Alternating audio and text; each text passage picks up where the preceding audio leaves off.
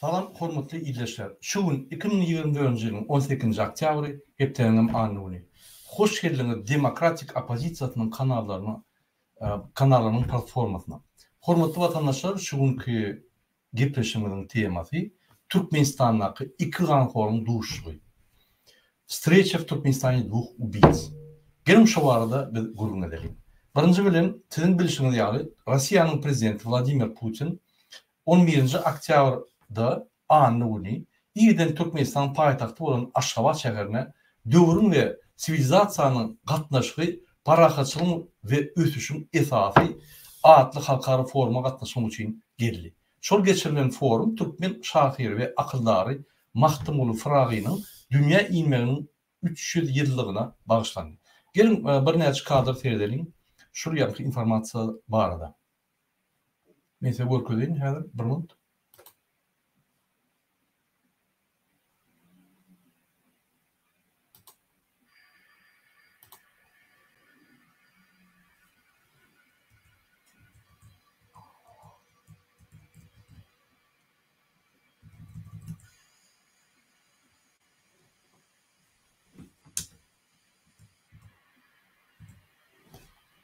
Yine görüşünüz yani Rusya'nın prezidenti Türkmenistan'a geliyor.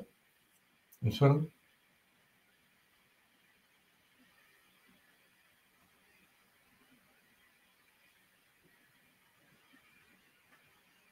Şu Rusya'nın prezidenti bütün dünyada yani karar boyunca Международный Уголовный суд yani halkara cinayet sudu boyunca tutsuk edilmeli değil. Yani karar çıkarılan cinayetçi.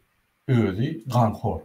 Yani şu Türkmenistan'ın arxineriya müsörteniz ve Türkmenistan'ın hükümet tarafından karşı alınıyor.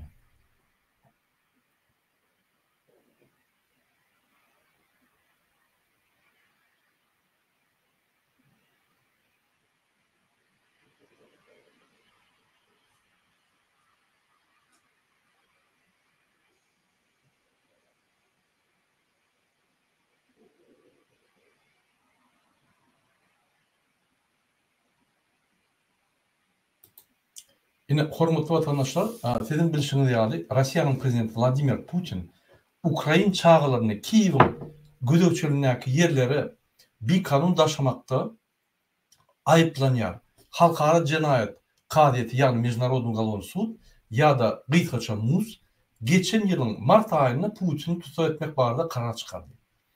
Şol kararın esasında Ukrayna'nın Dışişleri İşleri Ministerliği Türkmen hükümetine yürülenip Rus liderinin halkara ülgülerine layıkta tutsuk etmeye çağırdı. Şeyde de olsa Türkmenistan Rim düğünnamasını bol çekmeyen son o kararı yerine getirmedi ve Putin'i tutsuk etmedi. Hormatly vatandaşlar, yine şuraya bir dünyada bir zulüm cinayetçi bulun yerine Türkmenistan hükman şu zulüme dahil var. Hükman tuğrattı. Yani Türkmenistan öz zulüm. Türkmenistan başka bir zulüm. Putin dünyada zulüm olan adamı karşı alıp hormat koyup şu yerde şu adamın yani gepleşiklerini yani Rusya'nın siyasetini yürüdüye. Rusya'nın siyasetine için hizmet ediyor. Türkmen devleti. Şunun için ben öňüme aýdýan Gurbanly Berdimuhammedow bu bir kezzap, ganxor, Niyaz Bölü'nün ganxor. Şunun için muňu biz prezident diýmeler bu diňe öz ihtiýarly boýunça öz wähidi boýunça hereket edýär we Türkmen döwletini basy alan soň Niyaz öldürip gelip Türkmen hökümetini basy alan soň diňe öz wähidini hökümet ulanýar. Putin'e hizmet edýän näçe ýene Putin goraýmasa halkdan derek ýok muňa? Halk için hareket edilmiyor, diňe Putin için hizmet edýär ve hareketler edýär. Türkmenistan'ın resmi habarlarına göre Haýsy döwletiň haýsy ýolbaşçysynyň geljekdi anyk görkezilmedi şu foruma. Soňra 10 töweregi döwlet başçysynyň foruma gatnaşanlygy agzaldy. Aşgabatda geçirilen forumda gatnaşmak için Iranyň, Gazakstanyň, Mongoliýanyň, Russiýanyň, Pakistanyň we Özbekistanyň liderleri Aşgabat şäherine geldiler. Ve şu yerde gepleşikler oldu. Sizin bilişiniz ýaly, Aşgabatda geçirilen forumyň çägine Vladimir Putin Iranyň täze prezidenti bolan Masud Pezeshkianyň yani şu bilen ilkinci gedek duştu ve şu yerde iki liderin arasında gepleşipler. Orta Günnogorda barha müjeyan ýagdaýyň fonunu alınıp baryldy. Elbetde olar dine orta Günnogor boýunça gepleşikler geçerli. Ýakyna seziň bilşiňiz ýagdy Iran Izraili şul ýyl ikinji gedek balistik raketa bilen ýa-ni hüjüme sezebar etdi ve İsrail Livanda Iran tarapyndan gollanýan radikal şahi topory Hezbollah'a garşy operasiýa geçirýär we Iranyň eden hüjümlerinden ar aljakdygyny aýdýar. İran bilen İsrail'in arasında gatnaşyklar has kynlaşýar, has ýanky gadaply başlanýar ve hükman uruşun bir derejesine elter. Ine şo ýerde Putin ýürüýdi Irany gollamak üçin we Iran bilen gatnaşyklary dowam etmek üçin gizlin gepleşikleri geçirmeni Türkmenistana berdi. Ýakynda Rossiýa geçirilen ýani Birleşen Milletler Gurulmasynyň Hopsuzlyk Geňeşiniň meclisinde İran'ın İsrail bilen konflikt meselesinde İran'ın pozisiýasyny gollady. Ol ofitsialny İran hem ýerde gollap, ýani İran şoň üçin İran Ukraina uruşuna, Ukraina-Rossiýa uruşuna Rossiýa şahitleri, balistik raketlary ýa-da başga ýarag enjamlary berip Rossiýany gollaýar. Ýani şol iki sanzynyň bir-birini halkara gurulmalaryna ve halkara gurulmalaryň meýdançasyna ve başga ýerlerde ýani gizlin hereketler edip bir-birini gollaýar. Türkmenistanyň şol iki sanly zulümy ýani İran hökümetiniň we Rossiýa hökümetiniň arasyndaky gepleşikleri gizlin ýagdaýda urnap berýär. Ine geçiren forum boýunça resmi habarlar bize näme öküdýär we hakyky bolup geçen hadiseler näme öküdýär? Gelin informasiýalar analiz edelim. Şu informasiýaları analiz etmekle gelin biz ýani Watan habarlary programmasyny berýän maglumatlary açyk edelim. Şu forum Mahtumul Pravynyň ýani 3 ýyllygyna bagşlanýan geçirilen forumda şu ýokary wezipeli adamlar duşdy ve kim bilen guruluşdy şonu terdik geçelim.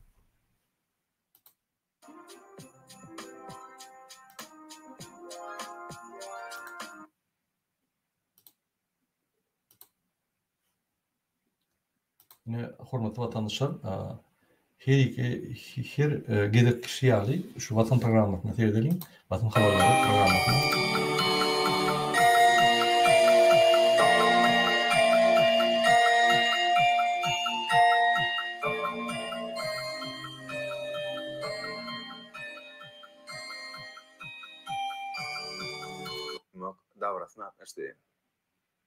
Ýeri bilen Türkmen halkynyň milli lideri, Türkmenistanyň halk maslahatynyň başlygy Gurbanyň Berdimuhammedow, Türkmenistanyň halk maslahatynyň diwanynyň Mahtumul Pragynyň ýadgarlygine gül goýmak dabrasyna gatnaşmak üçin Köpetdagyň ajaýyp günjegine geldi. Türkmen halkynyň milli lideriniň başlangyjy hemde hormatly prezidentimiziň tagallarlary bilen Fatih Günçörün hormatly watandaşlar, men ýürütde şu kadrlary okudýan şu ýerde Türkmenistanyň esas habar programmasy ýani Watan habarlary başlanma Gurbanyň Berdimuhammedow okudýar. Prezident okudýar, döwlet ýolbaşçysyny okudýar, hökümet okudýar. Türkmenistanyň Gurbanyň Berdimuhammedow milli lider, öz toplumyň milli lideri, hökümete dahyly ýok.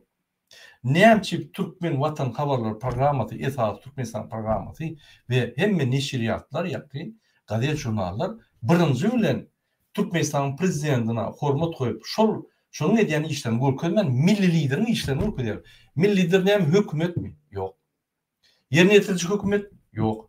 Näme işläp ýör? Şo barada informasiýa, ol barypdyr da Mahtumulin bir nimetine bir kadr ököz boldy. Ýok, şoň ýürüýüşi hökümet ünswerin şoňa. Hökümet el çarpyş, şonu garşy alyşy. Hökümet oýra barmaly. Milli lider barýarmy? Partiýalar barmaly, jemgyýet edaralary barmaly. Hökümetiň işi ýok. O milli lider hökümetiň ýolbaşçy däl, hökümetiň ýolbaşçy Serdar Berdimuhammedow. Han Serdar Berdimuhammedow? Ýok. Men şoň üçin aýdýam. Türkmenistanyň iki kelleli prezidentiň uly kellesi Gurbanyň Berdimuhammedow prezidentligini dowam edýär. Bu adam ganhor, Niýazowy öldürüp, hökümeti basyp alyp, öz ogluny goýup, ýene-de özü hökümet dolanyp gelýär. Hem ýerde görkezip dur, sultnamalary durundur. Serdar Berdimuhamedov bir triapka, bir yöne kartinka. Ol yöne gurulärine de diňleseňiz, Hudaý saklysyn bir narkomanyň gurulýşy. Ol hiç sahada ukyplylar. Şoň üçin Gurbany her ýerde hökümetdäki işgärler aýdýan. Barmaň şoň ýanyna. Mınkıllap gurulär bilen ok edýän işini bilen ok men ýadadym, şondan aýryjak özüm geljek diýip aýdýar. Ofitsial aýdýar. Ne derdin? Mahtumul Pragynyň ýadygary we ady bir medeni sevgi. Ne derdin? Gurbanyň Berdimuhamedov ýörep dur, ýerinde türkmen hökümeti ýörep dur. Mejlisiň başlygy, Daşy işler ministri aňyrtynda ýanky hökümetiň adamlary. Näme işlep ýörür? Näme Gurbanyň ýerinden bular süýrenýär? Näme sebäpli? Miýdiň başlygy näme işler şöyle? Vice-premier.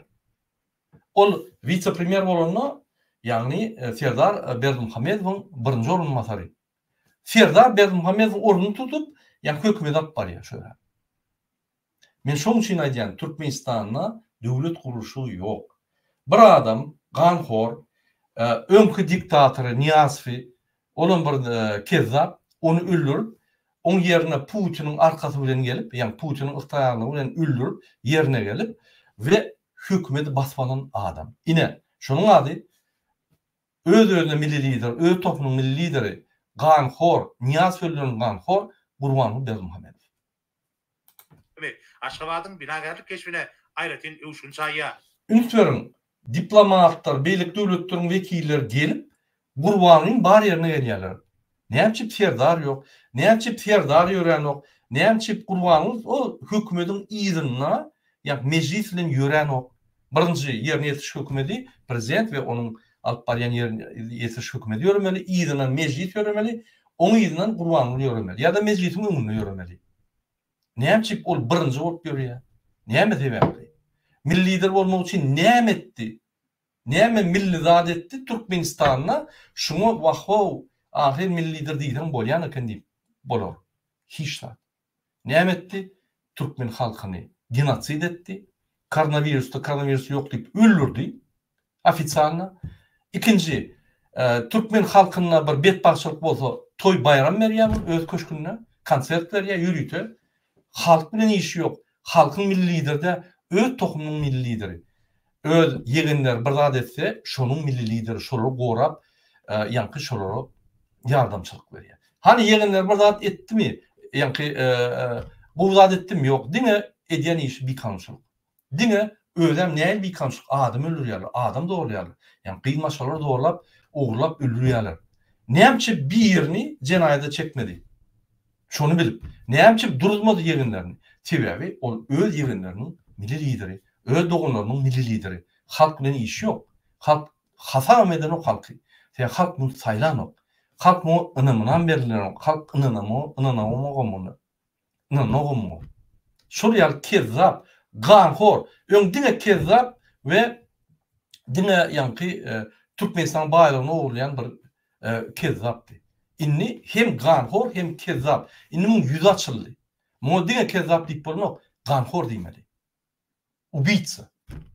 Ine Gurbany Berdimuhamedov. Benim orşaly ýurdumyzda 2024-nji ýyl Pekin paýkas ummany Mahtumul Pragyl diýilip ýylan edildi. Türkmen halkynyň milli lideri, Türkmenistanyň halk maslahatynyň başlygy Gahrman Arkadagymyz Mahtum iki de Gahrman halky öldürüp, halky allap, iki de Gahrman bolan ganhor Gurbany Berdimuhamedov. We sivilizasiýalaryň üýelari ara baglançygy, paragatçylyk we üçin binýadatly halkara forumum, munyň aýdyň put namasydyr. Şeýlelikde bugünkü çäreler we umuman büyük söz ustadyna bagşlanlyp, ýurdumyzda we halkara derejesine geçirilýän beýleki çäreler Mahtumul Pragynyň dürejlik mirasynyň umuman adamzat ähmiýetini ýene däwre gedip açyp görkezýär. Ine derdim. Masgalçylyk dämi? Milli lider hökümete dahyl ýok. Ine hökümet aýagyna ýykylyp hyzmat edýär. Serdar Berdimuhamedov prezident oňa da şuňa hyzmat edýär. Ganhor Gurbany Berdimuhamedov. Şugun paýtagtymyzda hormatly prezidentimiz Serdar Berdimuhamedowyň başçylyk etmeginde döwürleriň we sivilizasiýalaryň özara ara baglanşygy, paragatçylygyň we ösüşiň binýadatly halkara maslahat geçirildi. Hormatly prezidentimiziň başçylyk etmeginde döwürleriň we sivilizasiýalaryň öýdary ara baglanşygy. Men şunu size ne yapış koyuyorum şu turatı yine şunu klub diktatorluk değil ya da diktatorluk klubu. Kim ya? Kazakistan, Özbekistan, Türkmenistan, İran, Rusya yine şular diktator klubu. Tacikistan bular ne eylesem kan? Bunu formu geçiriyor. Parahatçılık, adalatlık boyunca yani mirası, yani Mahtumul Piragi'nin mirasını adalatlık ve yani parahatlık için biz ulanmalıyız. Diktatörler uyuşup bütün dünyanın ağlamak için bir form geçiyor. Unutmayalım. Şöyle Avrupa halkın prezidentler vardı mı? Deputatlar vardı mı? Avrupa halkın adamları vardı mı? Yani belli adamlar yok. Kim vardı? O Meissner, pulunu satın alan Vraç Meissner, onu da baran için medal verip yani şahi ulaştıran o. Meissner'ın şahi ulaştıran. Kim var yani o? Satın alınan Avrupa doktorları. O vardı bir ayrıtın grubunu der. Yine başka barayan yok. Bunu hata ediyen yok başka. Bulmadı. Mahtumul Piragi'nin 300 yıllığı bir ulu bir vaka. Şu vaka bütün dünyada alimler, bütün dünyanın intelijansiyası gelip mutlaka bellek geçmeli. Kim geliyor? Diktatörler geliyor. Klub diktatörler gelip öz arasında maslahat geçiriyor. Gülkünç. Katı gülkünçler aktar. Selamun aleyküm Muhammed Ağa. Hoş geldiniz. Selamünaleyküm Murat. Selamünaleyküm vatandaşlar. Hoş gördük Murat Ağa. Men häzir bir açık dowam edeyim, ondan sonra biz gepleşe geçeriz. Men material vereyim häzir. Yine hormatly vatandaşlar, size gül koydum. Diktatörün klubunun öňe başlady. Bir forum, büyük Türkmen şahyry we filosofi Mahtumul Piragi'nin doğruluğunu bayram etmek. Yine kadrlar dedim vatandaşlar. Yine ö tohumyň göre bolsa, ö tohumyň milli lideri Türkmen halkının ganhori, niyası öldürülen ganhor, cinayetçi, entek azatlıkta gelip gören cinayetçi, yine şunu çare alınmalı, çare çıkarılmalı prokuraturun tarafından, halkara suudun tarafından çare yani belirlemeli adam, azatlıkta gelip öz kezzapçılığını, ganhorçuluğunu edip gör. Yine Gurbanly Berdimuhamedov tanışmanın. Dana hukuka şartlarını, ekologiya we bedek ýagdaýlaryny nazara almak bilen olaň berkligi we amatlygy göze unutulap seçilip alınmalary. 8-nji oktýabrda hormatly prezident Serdar Berdimuhamedov Garaşy döwletiň arkalaşynyň döwlet başçylarynyň geňeşiniň Moskwada geçirilen mejlisine gatnaşdy. Garaşy döwletiň arkalaşynyň sammitiniň geçirilen ýeri bolan Uly Kreml köşkünde hormatly prezident Serdar Berdimuhamedov yine klub diktatör şu aydışım ýaly. Bular niýe bir-biriniň duşýar? Niýe gatnaýarlar? Diktatör klubuna gatnaýarlar. Başka barmağına yerleri yok. Kim o yerde? Kazakistan, Özbekistan, Tacikistan, Kırgızstan, Türkmenistan, Putin. Belarusya, bolly. Başka bir bular silap hormat koýan adam yok. Yine şunun klubu, yine şunun yani halkara döwletler bilen gatnaşýan adam. Ol bir 7-8 sany prezident. 190 devlet var. 190 prezidentten 7 prezident şular hata ediyor. Başka hata ediyen adam yok. Yine Türkmenistan'ın avrayı, yine Türkmenistan'ın diplomatik üstünlükleri. Hormatly vatandaşlar, men öňüme diýen, şul iki ataly oğul, iki kellerli prezident, bütün dünyada Türkmen halkyny diňe maskara etmediler. Bütün dünyada belli ganhor, kezzap, adam haklaryny bozýan zulüm bolýar. Anladın? Şunun için hükümette işleyen adamlar ýüzlenýän. Siz Niyaz Föller'in ganhora, siz Türkmenistan'ın TV bayraklaryny oğurlap satıp ýören kezzaba hyzmat edýäňiz. Näçe siz oňa hyzmat edýäňiz? Bileňiz ýokmy? Ol jinayetçi kezzap. Günle jinayetler edýär. Siz şoňa hyzmat etseňiz, sizem jinayetçi bolýaňyz, bilýäňiz şonu. Çekilmiş ondan. Näme diýse howa diýip wagt çekip gezberiň. Men size yankı işini taşlanıp diýiljekkä öz ihtiýaryňyz bol. Ýöne zulüme hyzmat etmeýäňiz besedim. Emhime terrorist kullugy, besedimni terroristçylygy. Türkmen halkyny goýuňy öz ihtiýaryna. MWD zombiler. Size minni bir tiýjeniň bir zat bir halka maý berýärli. Yöne ziyatka basıp korrupsiya bizde Türkmenistan'da ulu mafya var. Olam kim? MHM, Gurbanlı qarındaşlar bilen ve polis. Prokuratura. Maskarçılık değil mi şunu? Adam hukuklarını, konstitusiyanı korumalı adamlar, konstitusiyanı garanti mafya bolup diyor. Türkmenistan'da en kanunu bozayan adamlar. Devlet mi onlar şunu? Ya devlet değil mi? Maskarçılık. Şu maskarçılığın avtorlar ve aktörler siz. Şunun için siz Gurbanlı kezzap, şunun arkasında gelen öz mafya yani biznesini etmiyorsunuz. Ayrılmış ondan. Ol teyzen hazır ya dünya suuduna gidiyor ya Türkmenistan'a halk bunu yani cenayete çekiyor. Siz mi gidersiniz? Nanın vakti gelindi. Gurbanlı'nın aydan adı Serdara. Oğlum mena indi önküm yalı saat çalıp aydım gezecek bollu. Men teyzen ölyen. Son öl yağdayını seyret deyip mena yağdadım. Opozisiyadan yağdadım. Her neden korkup yağdadım. Yani keyif sürecek dakansa ne yaşa vaktim alan olsa alacak diye.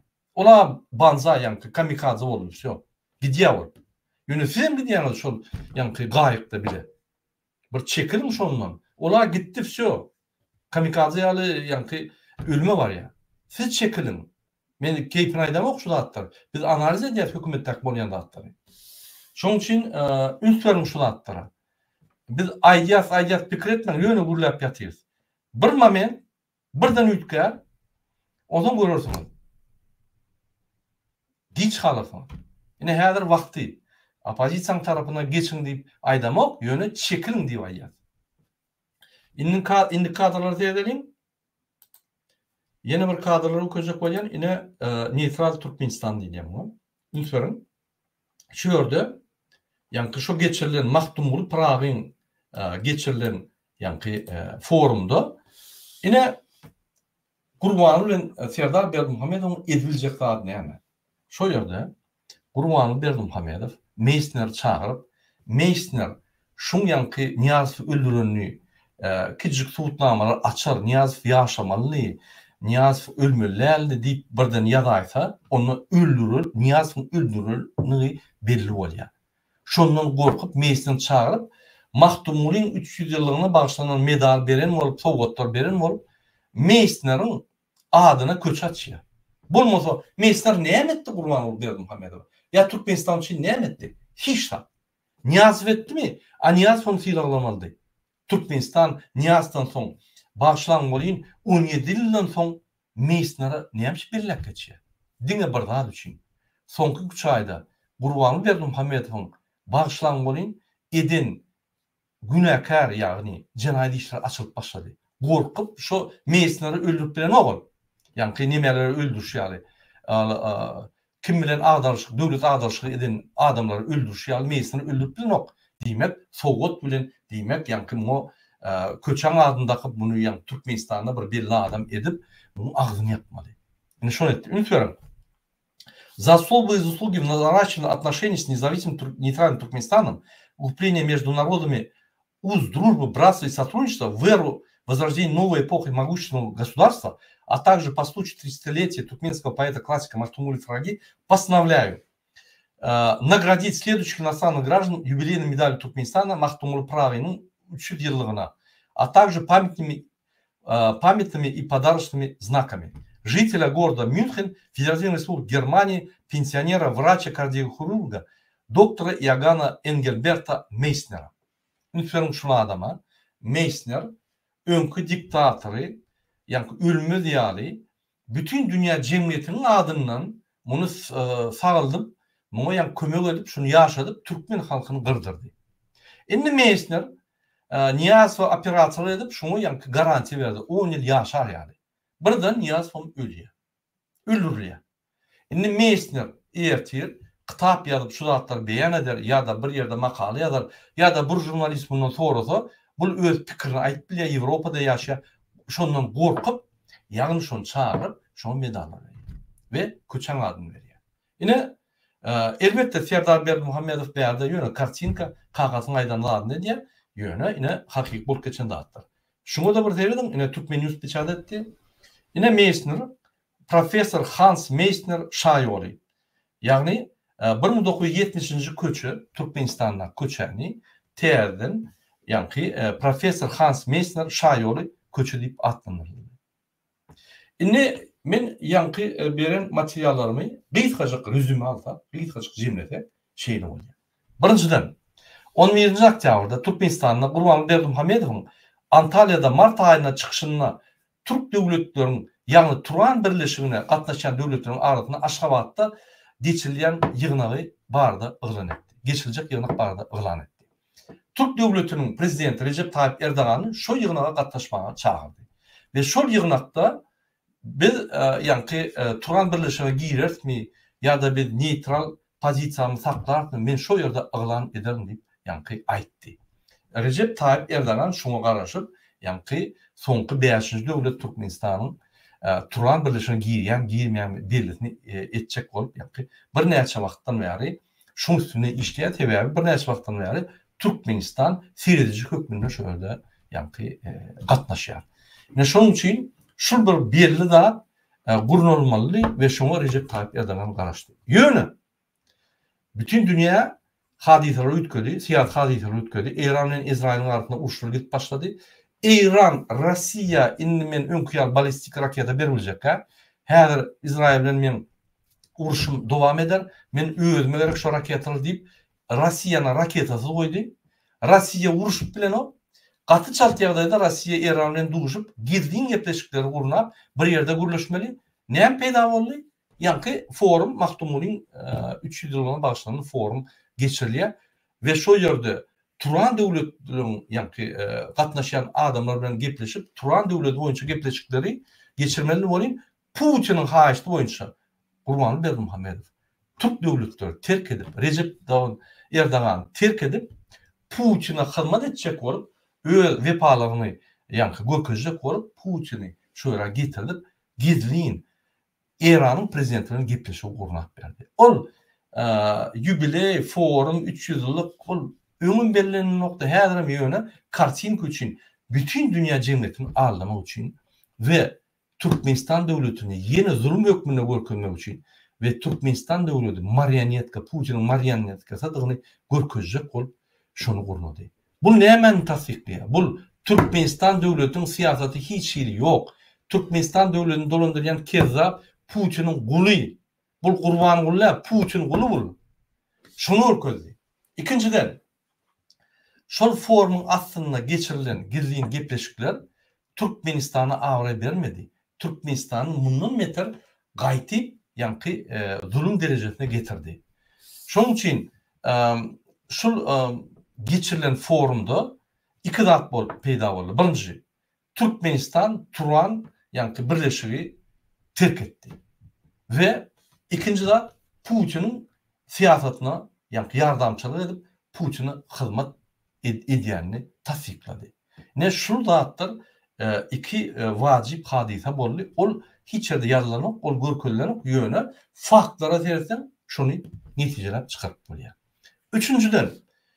Üçüncü bolan zat näme?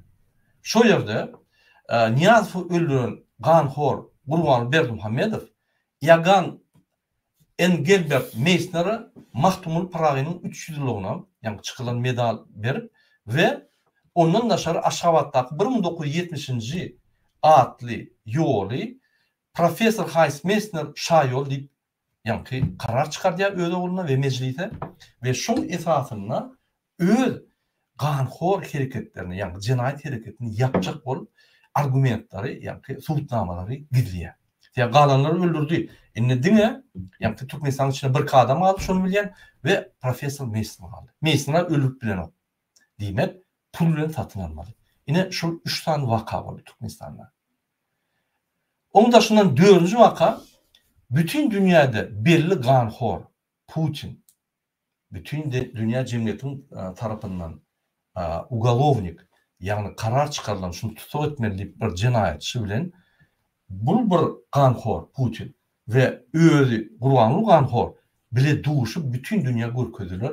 İksan ganhor bir siyaset ýöredýärler, olum Putiniň siyaseti. Ine 4 tane hadise boldy. Ine şu boýunça häzir biz Muhammed Agadan ýa-ni sorar oň pikirini. Muhammed ağa. Söteden yine 4 sani vacip hadise boldy Türkmenistan'da. Onu siyasetçiler halkımıza düşündürmese, halkımız hemme dady ýa-ni halkara meçhuruna görülenok, käwagt wagty ýok, käwagt düşünenok görsede. Yine biz näme bolsa siyasetçiler biz şu zatlar halka ýetirmesek, biz halkdan akylly däl. Ýöne şu zatlar biz izahlat bol. Şoň üçin biz olary düşündürip bilýär. Ne şu boýunça siz näme goşup bilýärsiňiz ýa-da näme aýyp bilýärsiňiz? Şu arada aýyp berdiňiz. Salam vatandaşlar, salam Murad ağa, yine bir gedek. Murad ağa, bende näçe tany temany gozgodyňyz. Birinji esasy maňa ören wajyp zatlaryň biri Berdimuhammediň gije ünni ýatyp bilmeýäni şu wagtda. Olam nämeden gorkýar? Nämeden gorkýar? Hükümete nähili gelelligini bilerlem kadip. Niýazow nähili ýagdaýda öldürelligini bilerlem kadip gorkýar şu wagtda. Oňa da sebäp bar. Birinji sebäp biz şunu giňden ýaýratdyk. Hem hatutda bilen, hem duşlukla, hem internet ulgamlaryna. Berdimuhammed nähili hükümeti ele alanlygy. Berdimuhammed Niýazowyň ölmegine kömek eden, ýa-ni Akmurat Recepov, ýani prezidentiň ahranasynyň başlygy bilen bilelikde Niýazowy öldürdüler. O şu ikisi bilýärdiňe. Oňan ýanky neme Niýazowyň şahsy wraçy, nemis professor, olam Niýazow hemişe bağlap duran adam. Oňan şonom getirdiler Türkmenistana zaklüçeniye berdirmek üçin. Sebäbi Niýazowyň hemme keselçiligini bilýär. Niýazowyň saglyk ýagdaýyny hemişe pat kontrol alyp oturan adam. Şonu bir ýyl satyn aldylar. Satyn aldylar näil? Türkmenistana gelenden soň telewizorda ekrana çykardyryp birji töz şunu aýtdyrdylar. Niýazow öz ölümini öldü diýen ýana getdirdiler. Ýöne olam şonu diýmedi. On diýen zady şu wagtlam telewizorda birji zat. Современная медицина мог бы ему оказать еще 5-6 лет жизни, dedi. Yani современный medisina 5-6 yıllap yine şuna yaşayış berip bilerdi dedi. Eger vaktinde kömek edilen bolsa diye. O dediği näme? Yani şuna pristuptonna hiç ýyly kömek edilmendir. Yoksa şuna hemme mümkinçiligim Türkmenistan'a döredilen. Niýazow öz barka Türkmenistanyň içinde en savremenni kardiologiski sentri kurdy. Başlygam şu nemis chirurgyň özü. Şu wagtlam Berdimuhammediň özüm birinji zampret medisina ministeri. Şol üçin birinji habar bolanlar Niýazow pristuptonna şu bilen Akmurat Recepov. Akmurat Recepov şu giýje maňa aýtýar. Eger diye sen ne şu wagtda men diýenmi etmeseň diye inni kepde sen türmäge düşýän diye. Sebäbi hem Berdimuhammed bilýär şonu, hem o bilýär şonu Berdimuhammedi barlap ýör prokuratura. 34 milyon dollar ogurlanlygy hakynda da hemme dokumentler taýin inniki kabinet ministeriň ýygnagyna da Berdimuhammed türmäge gitmeli adam. Berdimuhammed şonu bileni üçin hem eminne Akmurat Recepov şuna korkman aýdy bilýär. Eger şu atlam şunu öldürmesek diye siz bir hepden türmäge gitýärmi. Şol üçin men diýenmi et. Sen men prezident edip goýaýyn. Ondan sen azat bolýar. Olam höwäs bilen begenip şonu etýär. Hemme adam Akmurat Recepov öz üstüne alýar. Men şulatlary edeýin. Bakındı men yörüyde peredaçı koydum adamla görmemler. Hemme zatla bilen, hemmesi viditille bilen. Şunan biz giyinden yayrattık. 3 yıl münden önce yadımda oldum Murat. Biz Germaniyada şu hirurgun ofisinin önüne de miting etmeli. Şunam hemme yerde yayradı. Biz şunam hükmenem etiyek. Sebebi eğer şu Murat gelip şun kun hakikati aytmasa, Berdimuhammed'in eden cinayetine den derecede günahkar hataplanıyor. Dünya meçberine sudepni sistem adına. Şunun biz hükmen son kulağına getirir, jurnaliste muradar, şunu nauru ve nemede getirir. Berdimuhammed Çolçin ön biraz arkayı raktı, sebebi dünya yağdayına bunu kollayan devletli köptü. Putin'in diplomatları onun içinde Putin'in gepiyor yerdi, bir tofor devletli şun diyenini et yerdiler. Çolçin'in biraz korkmayadı. Korkusu yoktu. Çolçin hem eğer şun bilsele de Putin'in üstüyle men şu meseleni yatırdarın deyip kasap ediyordu. Göne hazırki yağdayda inni şun bolmazağını biliyor. İnni şu an dünyanın üstünde ul davalı gidip oti kim Putin'e yakınlaşıyor. Hem zapıtlı devletli Ukrayna'nın Putin'in karşısında görüştü. Hem taraftan milyarlarca dolar pul verip Ukrayna'nın kartına öz pullarını koyup oturdular. Şert bağladılar. Öz akballarını sonra bağladılar. Ola iyi de çekilmeye. Şol için hem her kim Putin'e yakınlaşan olsa ola barıp da ait geldi. Şuna yakınlaşamı. Dünya meçberine dünyanın bar kanunçuluklarını, normativlerini gödek bolon başka bir sivrin öz başlık devletinin üstünde çolon çağalı oğurlak gidip Gagski sudda sud edilen cinayeti boynuna koyulan arrest verilen şuna yakınlaşma deyip de Putin hemme devletlere aydılıyor. Yan yakınlıkta Kırgızistan'ın prezidenti gönü ekrana gelip aytti. Bir de gelip davet et yerle, ayt yerle, biz öz adımız özümüz saylayıp okunuyor. Ola öz saylamaya hakkı yok. Cinayetkar bilen işleşmeye hakkı yok. Eğer dünya cemiyetçiliğinin ağdası olacak olsa.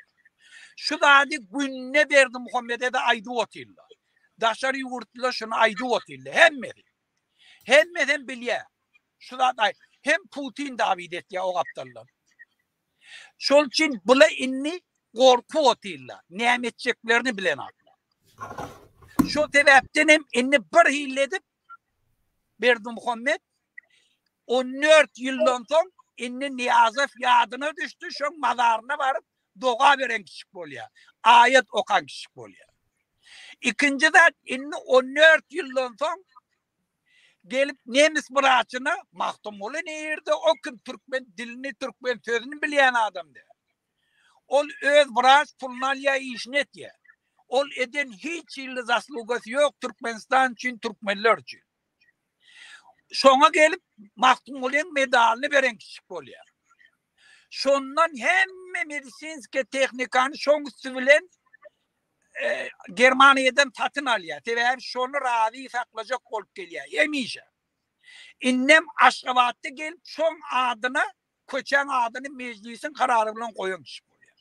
Bulan hemmeti burada anlat ya. Difen verdi Muhammed Çunkun korkuyor. Çıkkıntı yağdaydı o. Şol için biz şu atlım en üstüne barmak kosmalı adımı, batmalı adımı verdi Muhammed'in adamı öldürüp son öz cinayete baş koşan bile adamsını Türkmenistan'da tohum tiyci bilen yok edenliğini Niyazef'in nasıl esvatının hemmesini heykellerini, kitaplarını yok edenliğini bir kanun neyli hükümet gelirliğini biz hem yerde aytmalı. Eğer şu zaten biz giyinden yayradıp bilsek, suda getirip bilsek, Berdi Muhammed duruşuna cinayetkar tutup da durmaya alıp gitmeli. İnne hazırki yağdayda Berdi Muhammed öğren korkuyor vatandaşlar. Şunu berk yadınızda saklan. Biz şunun üstüne hemme taraftan hareket etmeli. Ukrayna devletine zor aydıp durmalı. Ukrayna'nın devleti barıp Türkmenistan'a şu argümentleri berdi. Ukrayna'nın kulu oluyor Türkmenistan. Berdi Muhammed şun kulu oluyor. Şu kartani biz Ukrayna'da hayırlanıp bilir yanak etmeli. Avrupa Türkmenistan'a basış edenle şu kartani hayırlanıp bilir yanak etmeli. Eğer Avrupa Parlament şu meselenin kozgaptı karar çıkarıbilse vapros koyup Berdi Muhammed'in kanun esasında hükümete geldi mi? Cinayet yolu bilen geldi mi ya da şunu sonra aşağını koyup bili Berdi Muhammed'in şoğun oturdu. Şol için biz şunun üstünde hem hareketimizi gönüktürmeli. Inni ikinci da Türkmenistan'ın hem için inni gelip birden Mahtumul'un 30 yıllığı 300 yıllığını bellemeklik kağıdına düştü. Bunu Putin Berdi Muhammed'i patstavit etme için şol iş etti. Yoksa Putin Moskva'da da İran'ın prezidenti bilen duşu biliyor. Ol yürüyte şunu ettirdi. Berdi Muhammed'i özüne men kulum näme diýsem etýänini görketmek için bir denem uğruğun bulacak olsa bilsin ahleke men için näme etýänligini. İminne Berdi Muhammed'i patstavit etti. Şol için Berdi Muhammed yankı hareketler edip indi eylak beylak vurunacak oluyor. Üçüncü mesele şun kun vatandaşlar o da şu atlam İsrail'in yanındaki alıp barayan vuruşu. Bu vuruşu yöne şeyle seyretmen. Bir vuruşu ki regionuna bir devlet var, dünyanın hiç kanununa hürmet koymayan devlet. Regionuna teröristleri, özleri terörist toparlar görüdüp devletlerin karşısına koyuyor. Irak'ta neçe tane teröristik partiyaları, organizasyonlar görüdüp Irak devletinin önüne koydu İran. Suriye'de neçe tane terörist toparları pul verip aylık verip taklaya Beşar Asad'ı korumak için. Livan'la Afganistanlı devleti İran'ın derdi için şu neçelin prezident taylat bilen adı. Livan'ın bir bölümünü doğru eline alıp onun 20 tane adama yara verip pul verip rakete verip aylık verip taklaya Hizbullah'ını. Bunu sekretini de hem de şu öğler aydı ortayla. Yemen'e Husileri aylık verip yaraklarını verip İran takla ortayla. İran bunlardan hemen yurdun içine öz halkının karşısına hayırlanmak için hayırlanıyor. Teröristler getirip öldürt ya biz boğazını. Hemen regionda hiç mi gün veren hem devletlerin karşısına hareket ediyor. Şol için şun kun inni. Regionda hem şuna gitti. İran'ın din malı. Dünyada kanunçuluğa hürmet koymayan devletlerden ortaya Putin ve İran'ın hükümeti. Şu ikisinden dünya cemiyetçiliği din malı. Dünyada hiç bir progres indemeylek bolmaya ve günme unem kovutlu oluyor dünyanın üzerine yaşamakla. Şol için inni Ukrayna'nın vuruşu, İsrail'in vuruşu şu meselenin çözmeğine eğer dünya cemiyetçiliğini getirdi. Şu iki tane yağı devlet bilen biz meselemizi çözmeliyiz. Nerede neyle başlayacağını bilmeyediler, inni yolunu taptılar. İnne hadisalar özü şuna uğurtturdu. İnnem hemme devletli, ösen devletli şuna öz kartalarını koydular. Neyem olsa biz şu meseleyi çözmeliyiz. Şol için hem finansı hem yara hem maddi ne meseleden gerek olsa şu an etiyerle şu iki meseleyi çözmeliyiz. Şol için hem ulu üstünlüklerde şu neçelliğin hemmemizi görüp oturuyor.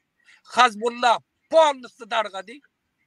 Hem kadro ofisyerlerini bir günün içinde peycerlerini göçürüp öldürdüler, yaralandılar. Hem ara katnaşıklarını bozdular. Livan'ın içinde inni hükümeti Hizbullah'ın eline yaraklarını alacak olup büyüdür. İnni ona bir siyasi topor hükmüne ruhsat verilmeyen mümkün. Yönü eline yarak alıp inni eden ettirliğini ettirtmeyelim. Husiler dol dargattılar, paştı hem mezatlarını elinden aldılar. Suriye'dekiler vurdular, güçten açırdılar. Hamas dolu dargadı. İnni önkü anak İran'ın regionunu bulaştırıp bilecek gücü yok. Şu sebepten en son ne çelin inni İran'ın hükümetini dolu dargatyan çala inni şu hareketi devam ettiriyor. Hem Putin'i hem onu. Şu zadın neticeden gelecekte dünyada nehirli. Təze sistema döreceği şona bağlı. Şu urslan neticesinde. Şol için diktatörle de şu atlam ne edeceklerini bilene. Berdi Muhammed yani adamla indi ne edeceğini bilene. Putin'in iyisinde dursalar. Bir problema durmasa. İkinci problema indi halkının düşmanı şol için ne edeceğini bilene. Şu atlam bize yetmeyen de çette durmanı öz ıkbalımız özümüz çözecek olmalı. Biz şu atlam şu hareketlere, şu ütköşüklerin uçasnığı olmalı. Aktif uçasnığı olmalı. Başkaları gelip bizim ıkbalımızı çözmeye yanak etmeli. Şol için biz aktif hareketimizi alıp almalı. Berdi Muhammed'in gümünü çekmeli. Öz yurdumuzda, öz halkımızın İslamlık devletini, öz mülküne, malını ev olur yanak etmeli. İnne demeyle Türkmenistan'ı hiç kim talap bilmer yanak etmeli. Dünya cemiyetçiliğine koşulmalı. Dünya normativlerine hürmet koymanı öğrenmeli. Oldu mu? Muhammed Ata olun, hürmetli vatandaşlar, Kurban Berdi Muhammed 14 yıldan değil, 17 yıldan sonra meclislere bayraklar verdi. Sebebi yakınlıkta kaydışmayalı 2 ay 3 ay sonki 2 ay 3 ayda bir topar faktlar emeli verildi. Gurbangulynyň goşmaçy faktlar Gurbangulynyň ýa-ni Ganhor Gurbanguly Berdi Muhammedov diktator Niyaz öldürüniň barada.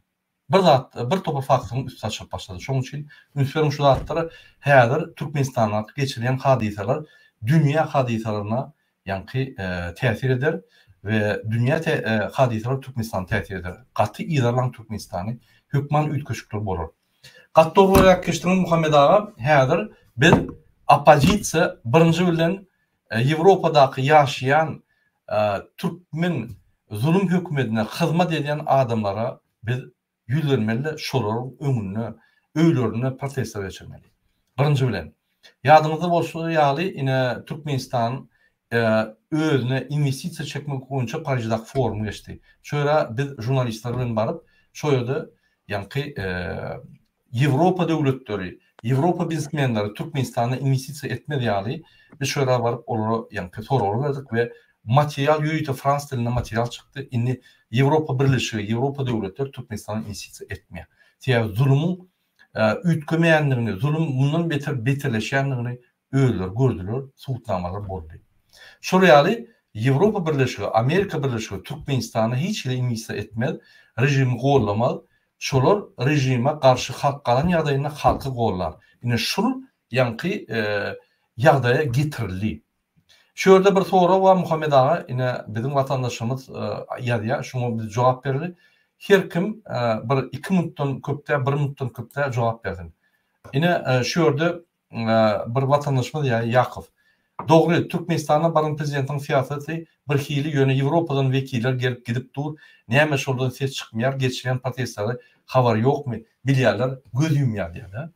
Ine şu soruga men jogap berýän, biz gatnaşyp ýörüp, guruluşyp ýörüp, habarlaşyp ýörüp, Ýewropadaky ýa halkara jemgyýet gurulmalary bilen we hökümetler bilen olar hemme zat bilýär.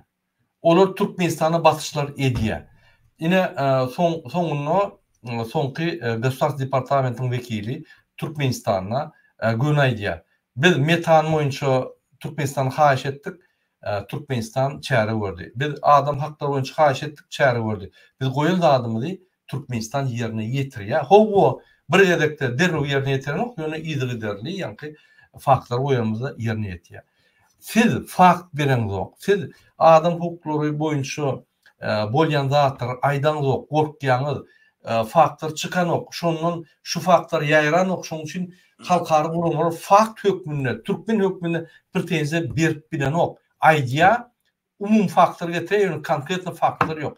Şoň üçin spasение утопающих, дело рук самих утопающих diýär. Biz özümüzi goramaly. Egerde bizden ses çykmasa, dym otursak için näkler. Daşynaklar hereket edip fakt görkezmen hereket etseler, on effektivnesi pes bolýar. Şoň üçin size haýyş edilýär. Doğun arnaşyňyz ýa özüňizden bir zat alynan bolsa, bir kanun ýagdaýda ýa hereketler eden bolsa, aýdyň Çıkın, dokumentler alın da yayradın. Hükman bize vermeden istenip bir aktiviste verin, istenip bir neme verin. Biz yine haşe diye Türkmen News'a verin. Şol gowy işliye şu arada. Hem çap ediye, hem gurumlara yayra diye. Atow işliye. Beren o, aydılan o, umum aydıl ya. Serdin daklatlara. Onun daklatlarına serdin iyidir gider. Biz iyidirlap dur. Ya başka yani adam haklarını koruyan cemiyetler gurumlarına serdin iyidir gider olur basçılar ediyorlar. Şöyle baranla menne Türkmenistan'ın içinden haberler geliyor. MİT'ten, yığına katlaşanlardan, televizyonda görkediler. Hovo, yine prezidentle duştular, övdüler, kutladılar, yani bayrak verdiler, nimetler hakikaten böyle değil. Hakikaten basçı diyorlar. O on gelenine Türkmenistan'a basçı diyenler.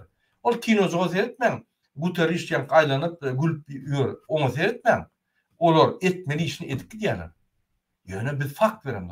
Biz fakt vermeli. Bir materyalları üstünde işlep advokat tutup biz gowy kanunu getirelim, biz faktları bereli yani hükümetleri bir topar gurumlara estinler.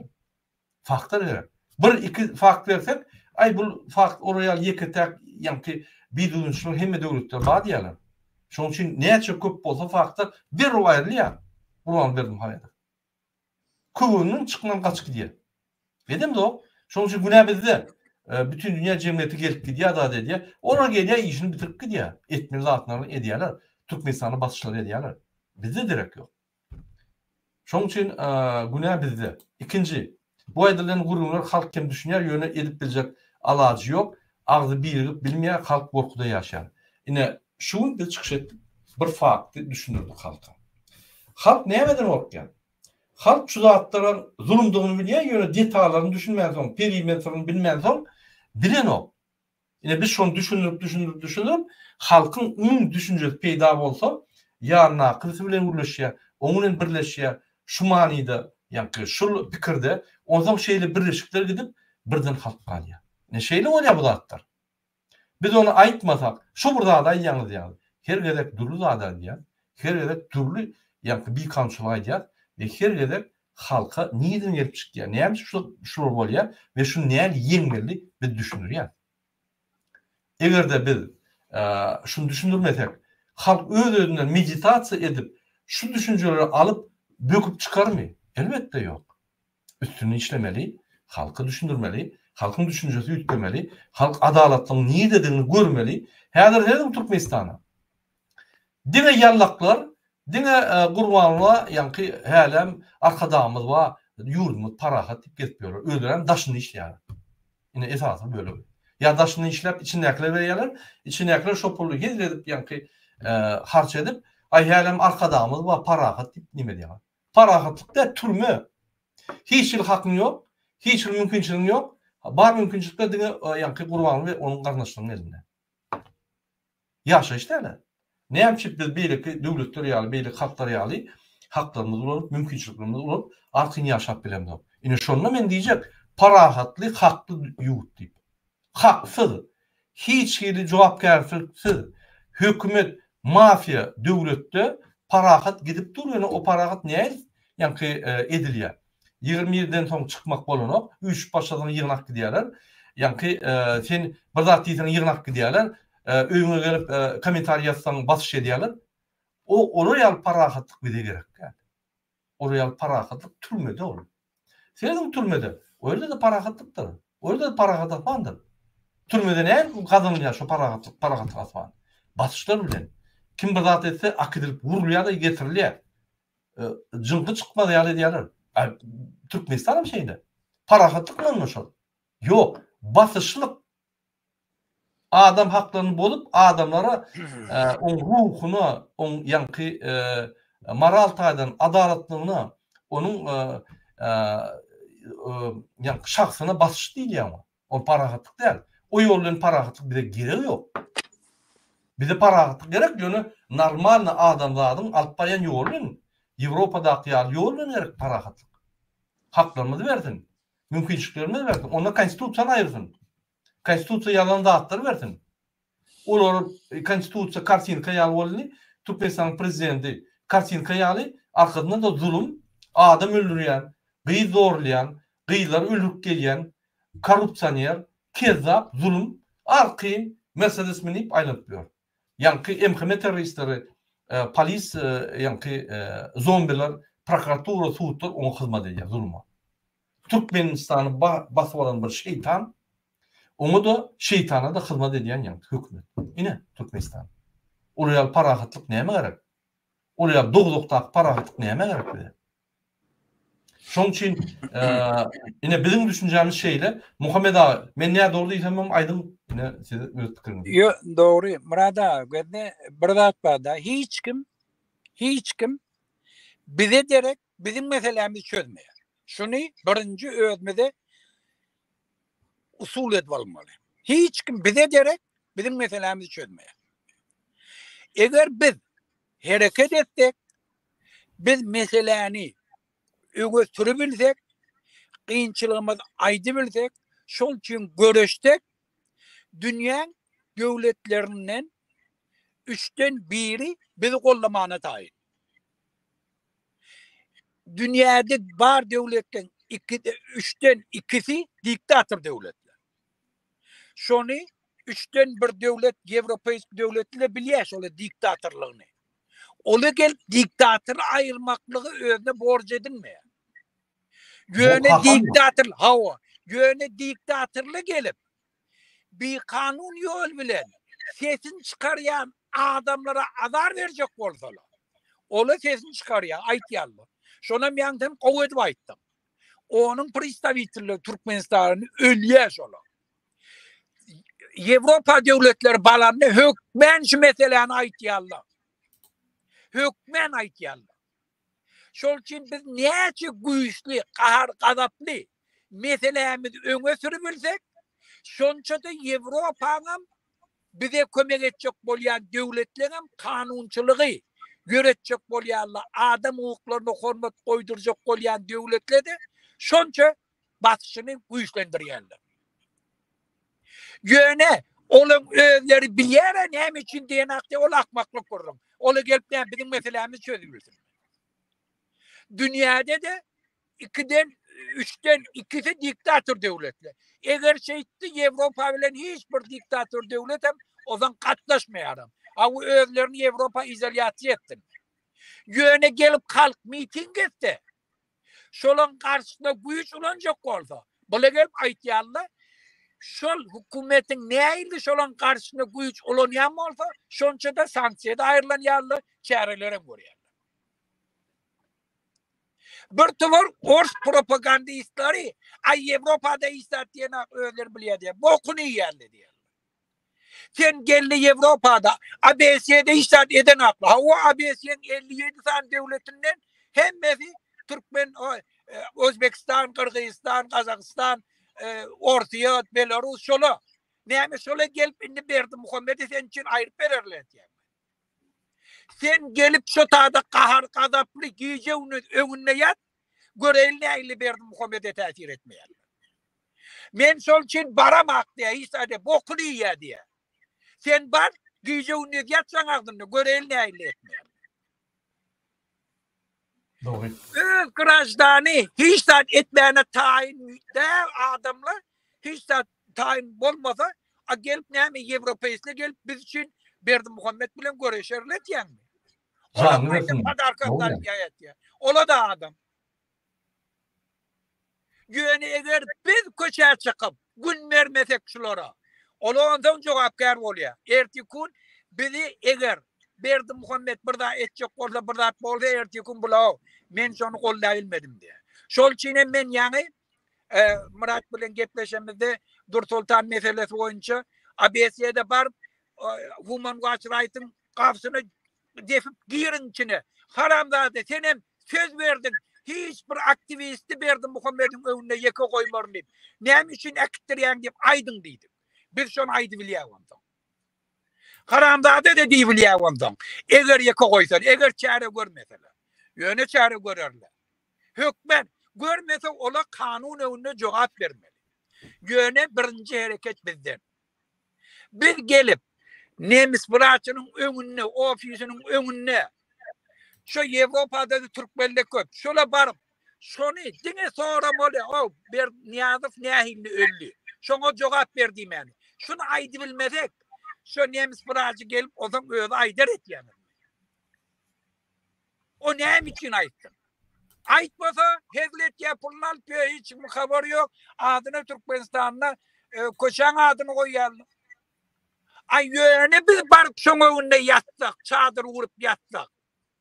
Şu almazam berse almaya. Ozaň aýtdy ol Ýewropada ýaşamaly.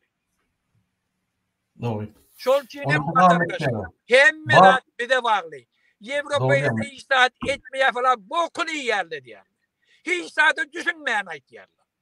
Sen hereket et, sen hareket etýän adam hukuklaryny goraýarlar. Hiç wagt Putin'in ýanyna baran akly. İran diktatorunun ýanyna baran akly bizim hakymyz bozulýar. Hiç kim Kitaýyň ýanyna baran akly. Severni Koreýa baran akly. Arabistanyň ýanyna baran akly bizim hakymyz bozulýar. O näme için eger orada kömek etýän bolsa olaň ýanyna barardylar. Ya immigrasiýa giderlerini hemme Ýewropaýa näme için? Sebebi kömek etýärler üçin. Şolara mümkinçilik döretýärler üçin. Sözüň arkaýyn aýdyp bolýarlar üçin. Döwletleri şu meseleni diktator döwletlerin önüne goýýan üçin. Şonu inkar etýärlermi? Hiç mi inkar edilmer? Şol üçin ol diktatorlyň propagandasydyr. Ay Ýewropaýla deýisat etmeýär. Demokratik döwlet deýişler. Yo, ola etýär. Ýöne sen etmeli birinçiden. Doğru. Muhammed ağa doğru belek geçtiğiniz hormatly vatandaşlar, haçan Muhammed ağa 3'ten 1 dünyadaki 3'ten 1 döwletler Türkmenistan goýlar diýdi. 60-70 döwlet goýlar. Bir iki sanyň. 2'den 3'ten 2 bölegi ine diktatorlar diýenlerine Gurbanly Berdimuhammed diňe bir san döwlet goýlar. Putin Özbegistan ýa Gazakystan ýa Täjikistan boldy. Başga olajak ýok. Recep Tayyip Erdoğan'ım halk kalsa qara çekiler. Halka alış etmez. Şoň üçin hemme zat bizim elimizde şuňky Gurbanlyň durmuşy, jany, şonuň alyp barýan siýasaty bizim elimizde. Ýadymyzdan çykarmaň. Emhemen elinde de däl, ýanky MVD zombilerin eline däl, Türkmen halkynyň elinde. Türkmen halky ýatyp otyr, Türkmen halky ýalňyş ýolda barýar, Türkmen halky geçirip bilen da tefsir edýär. Ine şonuň üçin ters propaganda ýörülüp, opozisiýany uruşturup, Türkmen halkyny allap, şu zulüm öz ýanky durmuşynda dowam edýär. Ol bize bagly. Bir günni aýyp bilýär. 10 minutda aýyp bilýär. Köşküne bardyk gutordy. Hemme gaçýar, polisiýa gaçýar, nime, emhemet terroristlara ayal köýnüni ýep gaçarlar. Tapmady ýaly. Günah gelmedi. Bize bagly. Biz dur risk alacak gel, eýtjek gel, bejek gel. Inanın, hatta biznesde de hereket etsen, risk almadan rezultat yok. 35 ýyldan beri risk alyp gelýär. Şonun rezultaty. Egerde özüň gorap çyky, öýde otursaň hiç adam bolmaýar. Özüň gormaly, ýöne kanun esasyna gormaly. Ýani kanunlar bozýan adamlara praf bolýar. Olara ýanky ýallaklar ýanaklar gahrman praf bolýar. Biz ýallaklaram kanunumyz bozulsa, biz ýanky watan dönükler bolýar. Niýeden bu düşünjeler? Ýürüýte emhemet tarapyndan halka singdirilýän düşünjeler. Hakikat däl bu, adalatly düşünje däl. Hiç logika taýdan bir kelleňe alar ýaly düşünje däl bu. Ya görüşen aktivistler watan dönükleri. Bak şolun barlygy sebäpli. Sizi gamçylan atlar her vilayetde ýeginler. Şolun barlygy sebäpli. Şolun barlygy sebäpli gelýän ýeme ýanky halkary gurumlar pretensiýa bildirýär. Şo sebäplen açyk rejim gorkýar. Ananyň? Şo bolmasa şunem ýok. Indi şunden mundan gowgunlar geler ýaly herekete girmeli. Türkmenistanyň içinde herekete girmeli. Daşyň içinde. Şoň üçin biz ine ol gelip bize etkider näçe Ýewropa halky Türkmenistan üçin jan bermeli. Bermeliler. Ol jan bermeli Ýewropa halky. Öz garşylyk almak üçin, Amerika halky öz garşylyk almak üçin jan bermeli. Her döwlet jan bermeli. Ine Ukraina dedim. 110 tane adam öldü garşylyk alanlar. Häzirem jan etdi diýerler. 200'den owran adam öldü. Bir taraplarını öz döwletini garşylygyny gormany. Biz näme etdik? Biz de türmede gizliğini öldürüp gizli yani adalet uğrap çıkanlar onam habarmadan yok kimden. Sen korkup aydamda oğlum. Kardeşlerim gidliye korkup aydamda oğlum. Ay bolyalı deyip hükümet bolanına Huda yalı yani onu seyrediyor. O hükümet bizim hizmetimizde slugi naroda değil ya. Bize hizmet etmeli adam. Seyreden kezzap, gamhor baylıklarımızı alıp Mercedes minip bütün dünyanı ağırlap gezip diyor öyle olduğunu kartinkanı koyup. Ne yapmış bolya bu zatlar? Bizim ihtiyarlığımız bilen. Şoň üçin mert olalım, görüşelim. Görüşmeyasmy? Onu boyun almalı. Onu hemmemiz yani kezzap arkadağı yalap yörelim. Başka yol yok. Gırada durmak. Ay mennel kimse şol ölsün, şoňa watan gerek bolsa ine hergetin diýmek namatlyk. Biz yol saýlamaly. Bolun yani gezip ýör, taşýypda, baht gözläp ýör. Baht tapar. Özüňe we maşgalygyňa tapadyň ýöne doganlaryna şoň doglukdadyr. Şonu unutmaly, hormatly watandaşlar. Muhammed ağa, indi efir tamamlaly bir aýçaklaryň bolsa, gysgaça bir minutda goşmaçalaryň bolsa, kıyın görmän aýtsam. Yo, tam ol, hemme zada aýtdyk Murad ağa. Ben yine bir zada aýdasym gelýär. Görün, biz hemme zada biziň elimizde. Eger biz näçe korksak, aýtam öz durmuşum özümizde erbet etýär. Korku diýen haçan bolýar? Haçan hem adam hiç saat etmeyecek bolsa. Haçan hem edip başlada adam güýçli bolýar. Şu wagt bizim aktivistlerimiz eterek iýine çekilýäni ýokdur. Sebäbi haçan hem adam düşünýär, görýär priçineni. Ozam korku diýen zat döwle. Ondan ten imanyňa, göjdanyňa öwürlük gelýär. Ondan ten hakyky öz çağılan gece kakasy bolýar. Korkup ýörsem sen triyapka. Bu şon ýanagam ölüp gitdi. Şol üçin gelin korkuny aýraýaly. Öz ýurdumyzy özüne çykaýaly. Gelin şerefli, wejdanly, imanly öleýli. Gelin öz ýurdumyzyň hakyky eýeleri olaýly. Gelin çağalamyzyň hakyky eje kakasy olaýly. Ýurdumyzy bozuk korrupsiýonlaryň eline tapşyrmaýlyň çağalamyzy. Ola üstünden izdivaç etýär. Gelin çağalamyza öz durmuşymyz, öz garrylygymyza, öz geljeğimizi biraz pikir edeýiňde korkuny aýryp wejdanly imanly bolaýly. Sag bol Murad. Sag bol Muhammed ağa, aýdyňyz üçin hormatly watandaşlar, ine ýalňyza biz efir etdik, bir 45 minutda bolaý. Ýok, 1 saat 10 minutda bolaý başlam. Ine şu ýerde men size görkezdim. Mahtumul Pragynyň 300 ýyllygyny Gurban Berdimuhammedow öz bähbidi üçin, Putin'e hizmet üçin ulandy.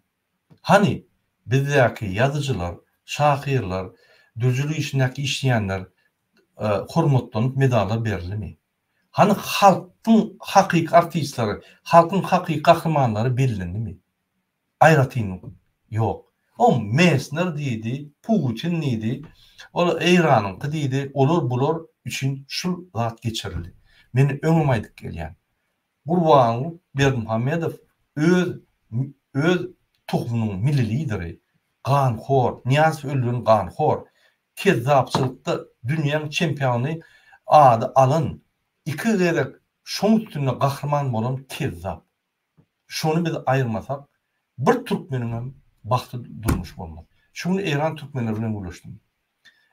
Olaryň Türkmenistanyň hadisalaryna garaşýar. Haçan siz düzelýärsiňiz, haçan siziň ışkyňyz bize ýeter diýip görgüler olarmy garaşýar.